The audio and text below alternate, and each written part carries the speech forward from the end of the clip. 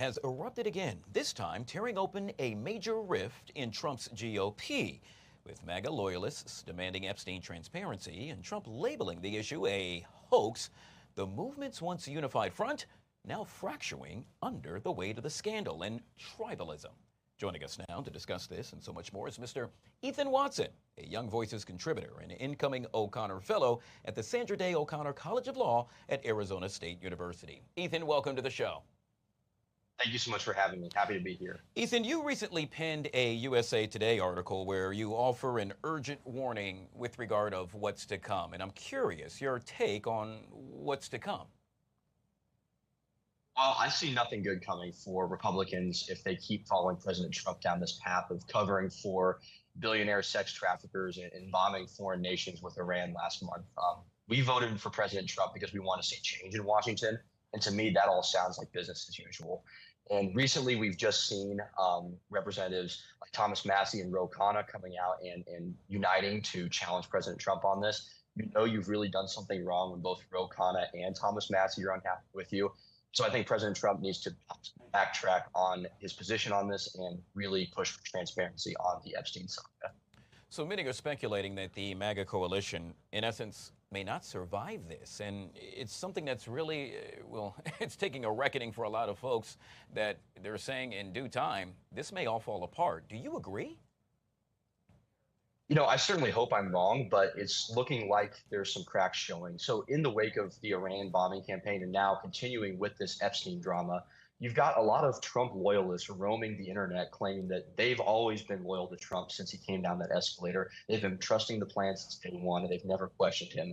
To me, that kind of tribalism and gatekeeping is only going to lead to further divisions, and we can't cast people out for asking good faith questions about suspicious things like this Jeffrey Epstein saga. It's insulting to our intelligence to be told that we have to just trust the man when he deviates from his own policies that got him elected. And just today, we see that President Trump is now going to be addressing these Epstein inconsistencies, let's say.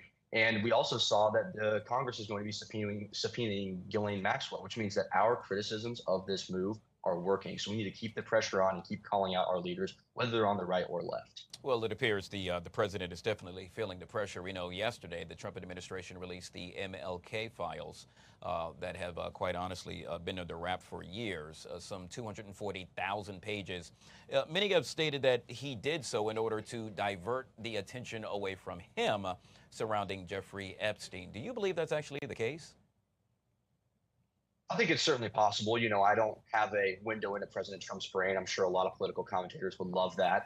But I think it certainly is possible. But I'm actually less concerned about the motives behind it. I think it's a good move in transparency generally. And you know, as someone who is generally distrustful of our government, I think we all have good reason to be distrustful of the federal government. I think it's a great move. And I'm hoping we see more of this transparency down the pipeline. So the bottom line is that many would argue loyalty has replaced principle. And if that is definitely the case, that is quite concerning for all. Certainly. For me, the only relevant litmus test is whether you love your country and you're trying to make it better. President Trump ran on that, but in making moves like getting us involved in more wars in the Middle East or apparently covering up for this awful, debauched person like Jeffrey Epstein, it seems like he's deviating from that. And I'm going to call out any leader, Republican or Democrat, who stops trying to make America great again. May I ask, at what point did you say, you know what, I've had enough? Was it just the Jeffrey Epstein issue, if you will? Perhaps something else? Did it immediately snowball into all of this, or was it something that trickled down to what it is now? Well, for me personally, I didn't turn on a dime. I try to be more reasoned than that. But I started to have questions during the Iran bombing campaigns last month. And I thought that didn't really seem like an America First agenda item. And so I had some questions, and I was really disturbed by how a lot of people on the right were talking about that. Saying, oh, well, how dare you criticize President Trump? And President Trump's demeanor with regard to criticism on that itself was very insulting. But it really came to a head with this Epstein thing, because this is a giant pivot from his position, from what Kash Patel and Dan Bongino were saying, from what Pam Bondi was saying. And it really just feels insulting to all of our intelligence that we're supposed to just swallow this pill. And I really hope that we get some insight on this with this press conference later today. Yet again, we've been speaking with Mr. Ethan Watson, a Young Voices contributor and incoming O'Connor Fellow at the Sandra Day O'Connor College of Law at Arizona State University. Sir, I truly appreciate your time. Thank you so much for coming on the Live Zone. Thank you so much. I appreciate it. Well, a number of folks are stating now that